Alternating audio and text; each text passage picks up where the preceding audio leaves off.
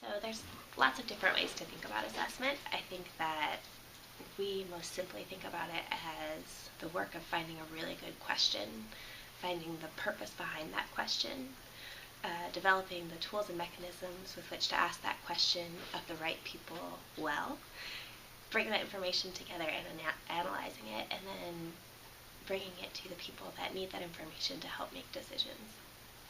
I think in student affairs it's incredibly relevant nationally and here at Stanford. It is what makes organizations learn. Organizations need information outside of what they see anecdotally to be able to drive their decisions. And those decisions can take a number of different routes. They can be decisions for advocacy, for resources. They can be decisions of what someone wants to do within their organization with a student program or concept.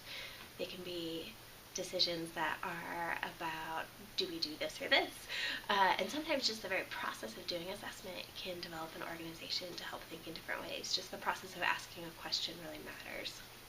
And so I think it's really relevant in student affairs. I think it helps make our work for students better.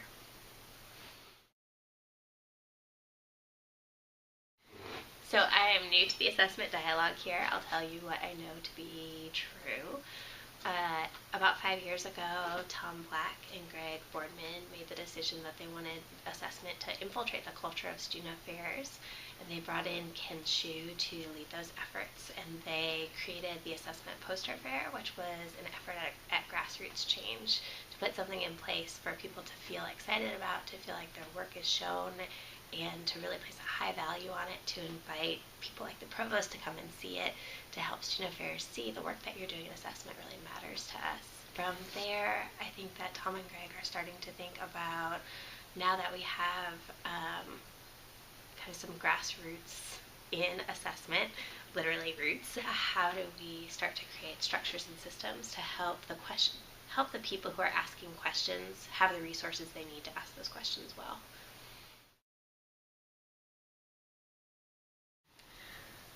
Well, I came to Stanford about 3 years ago, and in part of my role in Res Ed, I work really closely with Cisco Barone, who heads up our assessment efforts. I also, over the last 6 years, my PhD work, my research work was in how student affairs practitioners use information or assessment to drive their decision making, and I finished up that work about 2 years ago. As I've been doing that work in Res Ed and kind of as a personal interest, Ken decided that after 4 years he wanted to transition out of leading the assessment committee, and Greg and Tom asked if I would be willing to help head up our assessment efforts. And so this past fall, I started to chair the assessment committee, and our first meeting was wonderful. It was a group of people from across the entire division, and I was just struck by how thoughtful they were and what great ideas they had. And I think that that group has really been driving a lot of the work that we've been doing this year that I think has been really interesting. We've been having the Divisional Assessment Committee meetings, which look at assessment across the university. We've heard about the WASC findings. We've heard how SUS is being measured. And we also have had assessment workshops in which the entire division is invited to come and workshop different concepts in assessment and collectively build our capacity in assessment. It's been wonderful to watch cross-divisional work happen and see people, really different people, and lots of different people come in and engage in the dialogue. It's been really fun. I think that the most simple way to answer it is that we are our own block to assessment.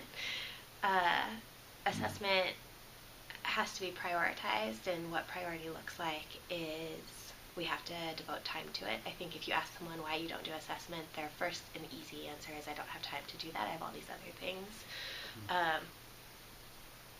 I might argue that's not the most logical answer. I think that assessment actually can really make your work more efficient and can save you time.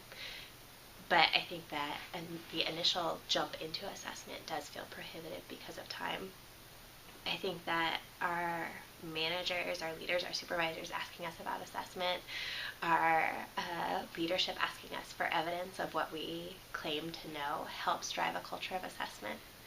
I think that there are barriers to entry because there's fear about competence and skill in Research One University. The ability to measure matters, and how you measure matters, and so I think that there can be some fear around it.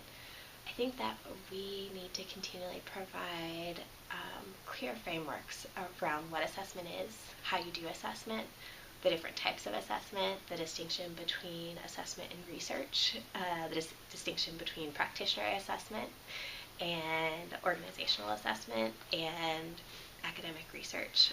And so I think that